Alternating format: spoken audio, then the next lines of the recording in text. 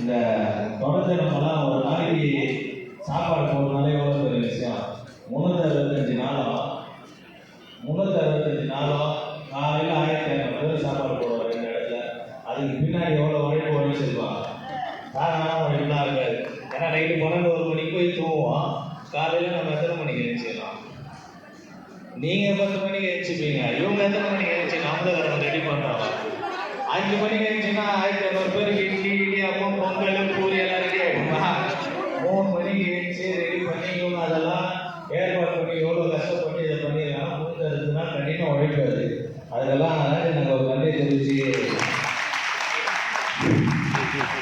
அதுதான் உண்மையான பெரிய விஷயம் இல்லை. அதனால் இப்போ அந்த 365 நாளைக்கு கொண்டாடுற விதமாக நம்ம வட்டத்தில் மகளிரோட கேள்வி வெட்டணும்னு அண்ணா ஆசைப்பட்டாரு. அதனால் இப்போ கேள்வி வெட்ட போகிறாரு.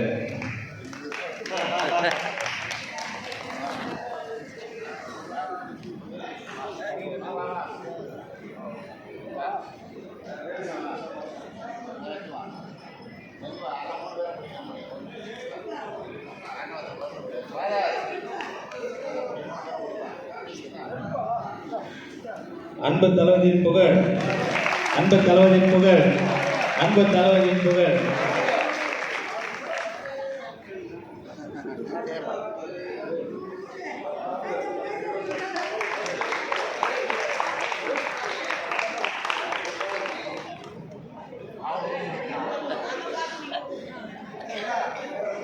நான் மறுபடியும் சொல்கிறேன், பிரச்சனைகள் இருக்க தான் செய்யும். அதை டைரெக்டாக கரெக்டாக சொல்லுங்க. மொத்தமே 10 பேர் தான். முதல் நாள் 5 பேர் காலையில் ஒர்க் பண்ணீங்கன்னா அடுத்த நாள் வேற 5 பேர் பார்த்தீங்க.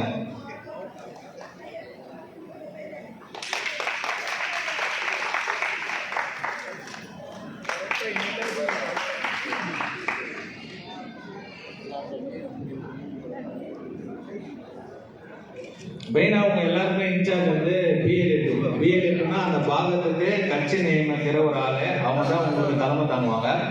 அதுக்கெல்லாம் மகளிர்னு உங்களுக்கு ஒரு இன்சார்ஜ் போட்டிருக்கோம். அதனால ஒரு நல்லது கெட்டது எதா இருந்தாலும் டைரெக்டாக சொல்லுங்க. 10 பேர் இருக்கிற வீட்லேயே 4 பேர் இருக்கிற குடும்பத்தையே பிரச்சனை இருக்கும்.